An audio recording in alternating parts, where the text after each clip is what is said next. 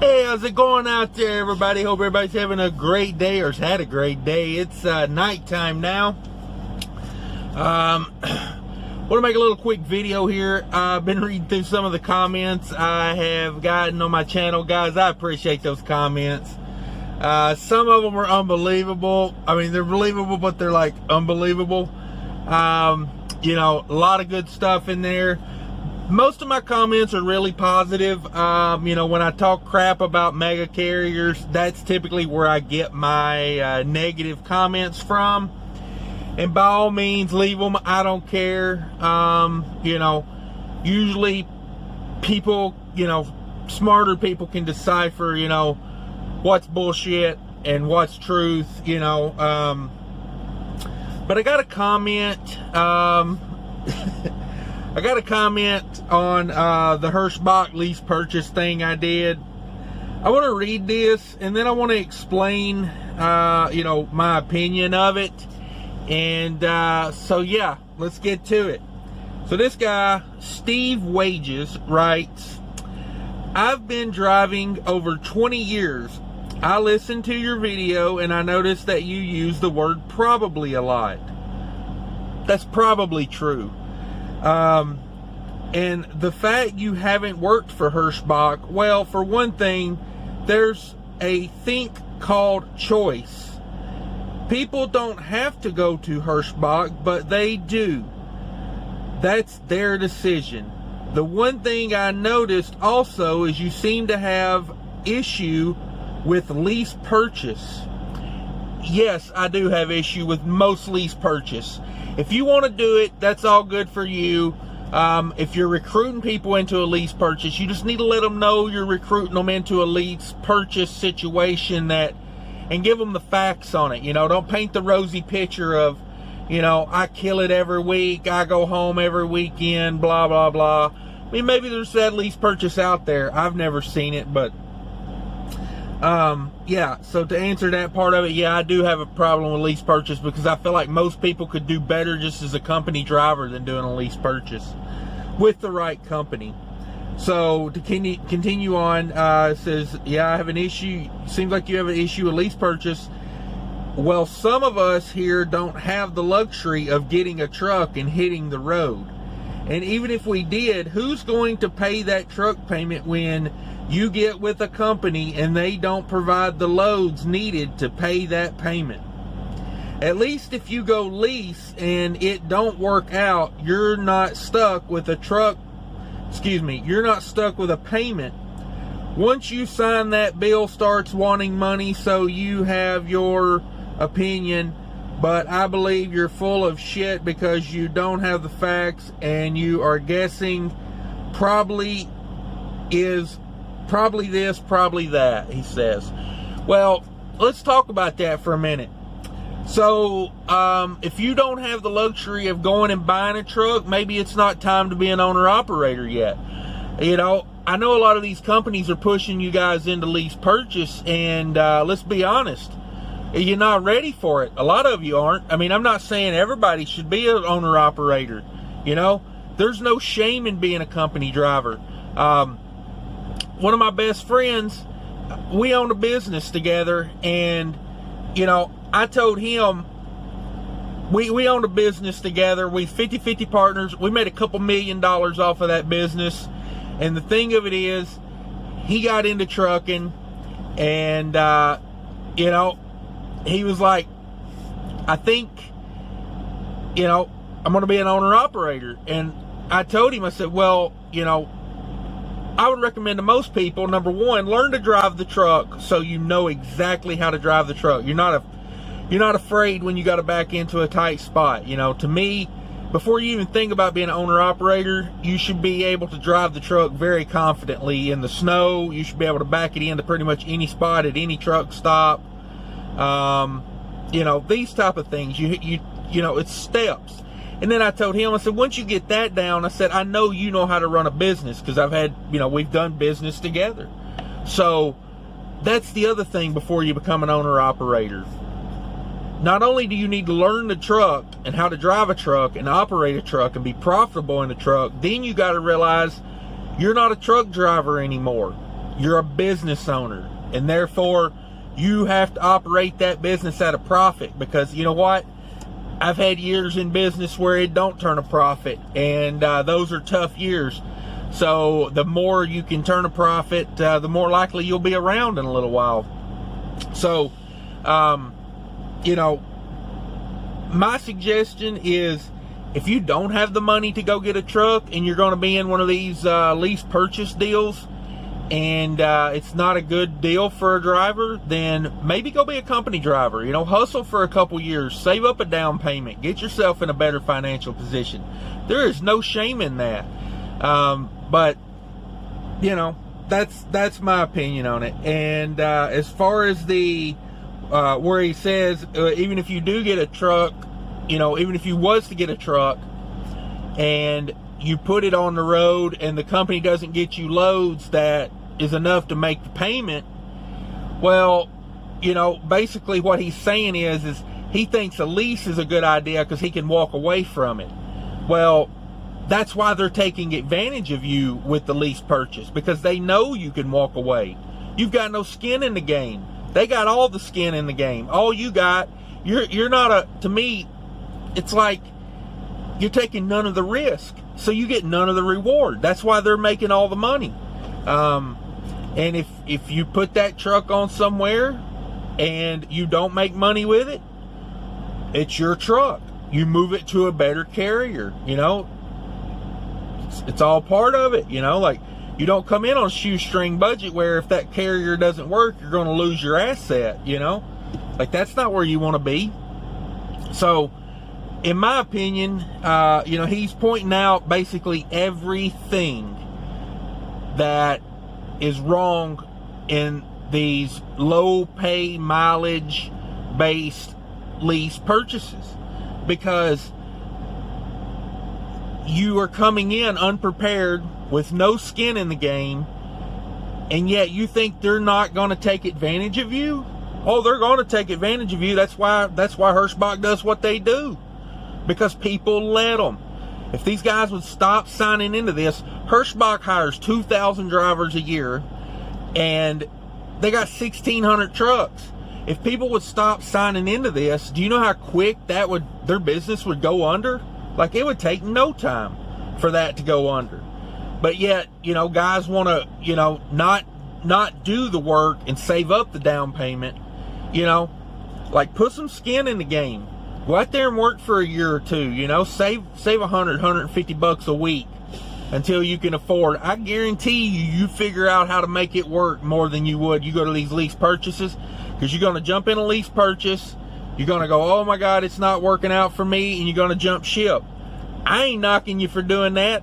I stayed at Western Express. I did their flatbed lease for 3 weeks, and I was like, yeah, this ain't for me. You know what I mean? Like, I wasn't going to stick around for that, because the only reason I'd done it is because I said, well, maybe that's a quicker way to getting back to having my own truck, because I'd already owned 2 trucks before that. As soon as I seen that was a bad deal, I jumped ship, because I had no skin in the game. You know, went back to doing some company work, got my money saved up, bing, bam, boom. You know, that's what you got to do. But this is why they take advantage of you, because you're not prepared. You got no other options, and then you come in with no skin in the game, and they take advantage of you. It's just the way it is. It's just the way it works at these places. You know,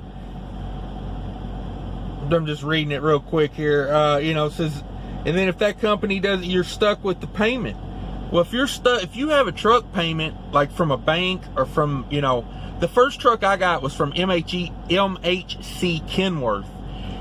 They have a really low standard of, you know, of what they require to get a truck from them. It's not that big of a deal to get a truck from MHC. I financed my first truck. It was a 2007 T600. I financed it right through MHC Financial. It was pretty high interest rate. It was like 17% or something like that. But I mean, it was a $28,000 truck. I put like $9,000 down on it, and I had no problem getting that truck financed. And you know, the payment was reasonable. The payment was like $1,100-1,200 a month for like 16 or 17 months, something like that, you know, finance the rest.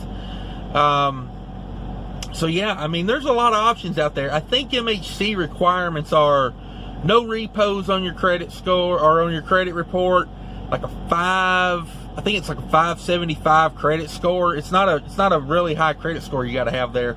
And I think the minimum's 20% down on a truck. And if you can go above and beyond that 20%, they overlook a lot of things, you know. If you can come in with more than the bare minimum down, yeah, it's all good. They will really, really work with you to get you hooked up. And I'm not sponsored by them. I wish I was. You know, I'd put them on one side and Love's on the other, and I'd, you know, like, cash them checks. But no, I just wanted to make a video about this comment. You know, it is the problem, and it is the reason guys get caught up in these lease purchases. He took offense to what I was saying when I'm just pointing out. That's what I'm not trying to put anybody down in that, you know. And I think he took offense to that because I'm negative on the lease purchase, because I know that, like, you gotta, they want to bridge, most guys want to bridge the gap. They want to jump into a lease purchase, get some owner-operator experience, but it's not really owner-operator experience, because they're babysitting you on so many levels that you know, you never really get the experience. Like, you don't get to determine when things happen with that truck, like oil changes. You know, I'm not speaking on Hirschbach, you know, specifically on that. I'm just saying, like, most of these lease purchases, they take out X amount of pennies for a maintenance account, and they determine what happens with them pennies. So it's really not your money. I look at lease purchase like this. You're a company driver with a fuel bonus. If you're on a mileage contract doing lease purchase, that's my opinion of it. You're a company driver, you know, with a fuel bonus. Because if you fuel right and you keep your mileage good, you'll make a little extra money. But I think that bridging the gap with lease purchase is the wrong step. Work for a good company, save you up some money, get the experience, learn how to truck, and then move on to skin in the game owner operator. You know, like, that's where I'm at. It's my opinion. I'm not saying if you're doing it any other way, I'm not trying to say you're wrong. I'm not trying to start arguments. That's my opinion from a guy that's done it multiple ways. And to me, in some of these, you know, $1 a mile lease purchase programs, I'm telling you, you're better off just being a company driver with a decent company, because you can go home more, you can get benefits. Like, it's not the worst thing in the world to be a company driver. Like, it's the worst thing in the world to be getting all your hard-earned work stole from you, basically. You know, like, I heard a guy on the Kevin Rutherford show one time talking about, I think he was a KLLM lease driver. If y'all listened to Kevin Rutherford back in the day, I don't listen to him anymore. He got too I don't know, he got too know-it-all-y, you know what I mean? Like, people would call in and say, I run heavy, you know, and he'd be like, well, heavy's 100,000 pounds. And I'm like, shut up, you know, just shut up. Like, yeah, back in the day, they went through this lease purchase with a KLLM driver, and they broke it all down, and they determined he was making around a ballpark, and don't quote me on this, but I believe it was like 17 cents a mile this guy was making after he paid for everything. You know, and this is maybe like 7 or 8 years ago. The guy could have went to basically any company and made double that, you know. So that's my beef with the lease purchase. If you're in one and you're happy, more power to you. Get in where you fit in. But I do believe too many of these mileage lease purchases are they're just taking advantage of drivers. And that's the thing that kills me with a message like this, is this guy takes offense that I'm saying something negative about lease purchase, I'm like the public defender for drivers. I don't want the driver to get taken advantage of. That's my beef with it. You know, what I'm trying to say is, I'm trying to stick up for the drivers in this. You know what I mean? I'm not saying if you're in a lease purchase, you're you know, anything less than what you are, and I'm not looking down on you. I just want you to get the most out of it that you can. You know, it's tough out here on the road. And to see drivers getting, you know, 20 cents a mile after they pay for their lease, and, you know, the company tells them when they change the oil, and the company tells them what tires to put on the truck, and the company tells them when they're going to get this done, and the company tells them, you know, it's $700 to replace the cushion on the seat when they turn the truck back in. You know, it's crap like that, man. You know, there's a guy on YouTube turned in his Schneider, I think it's Trucker Storm. I don't know if you ever watch him. I watch him sometimes. But he turned in a Schneider lease truck. He took it to Landstar, and the payment was $4,400 a month on that joker. And, you know, he turned it back in, and they charged him like $8,000 or $9,000 to restock that truck into their fleet. You know, that's the type of stuff that kills me, you know. That guy makes their crazy payment for, you know, almost 2 years, I think. And then finally, he's just like, I can't make that payment anymore. He turns it back in, and what do you know? They're coming after him for $8,000, $9,000. See, that's the stuff I'm mad at. I'm not mad at you drivers for getting into it. You know, I'm not going to defend a lease purchase in any way, though. But anyway, guys, I've been ranting long enough. Thanks for sticking around if you did. Maybe we can change some people's minds before they get into all this mess. But appreciate you watching. Take care of each other out there, guys. That's what it's all about. Later.